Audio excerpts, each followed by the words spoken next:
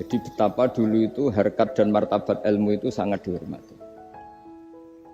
Nah, kenapa demikian? Karena ilmu ini yang membentuk sebuah bangsa.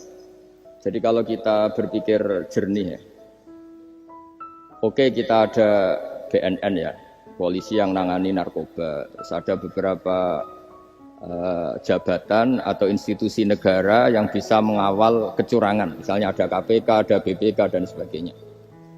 Tapi tanpa masyarakat dibentuk kiai dan dibentuk norma-norma agama, itu capek. Mayoritas orang tidak mencuri, itu ya barokahnya dididik kalau mencuri itu dosa, kalau nanti masuk neraka. Sebelum ada KPK dan BPK, itu orang tidak nyuri ya sudah banyak. Karena memang tidak nyurinya itu faktor agama, bukan karena takut KPK. Artinya tanpa agama, tanpa nilai-nilai norma, itu nggak bisa kebayang Indonesia.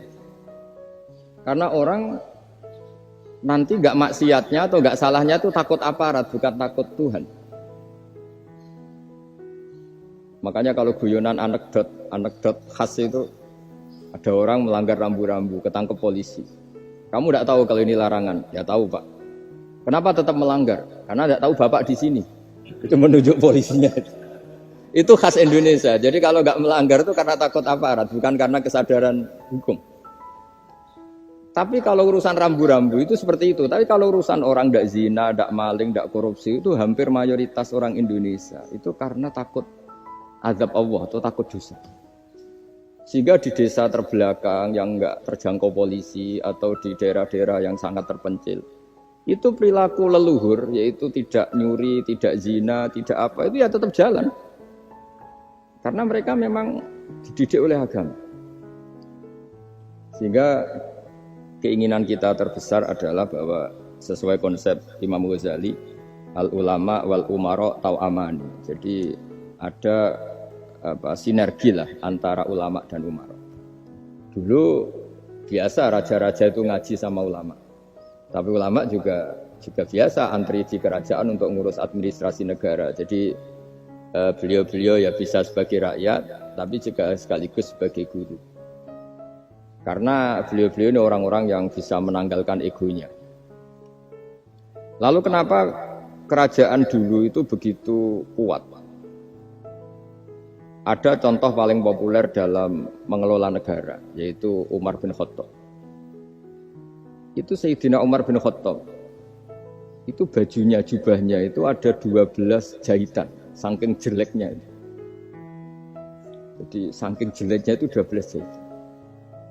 Ada pernah seorang kiai yang cerita, ketika Baitul Maqdis itu ditaklukkan oleh pasukan Umar, itu beliau harus naik unta dari Madinah sampai Yerusalem.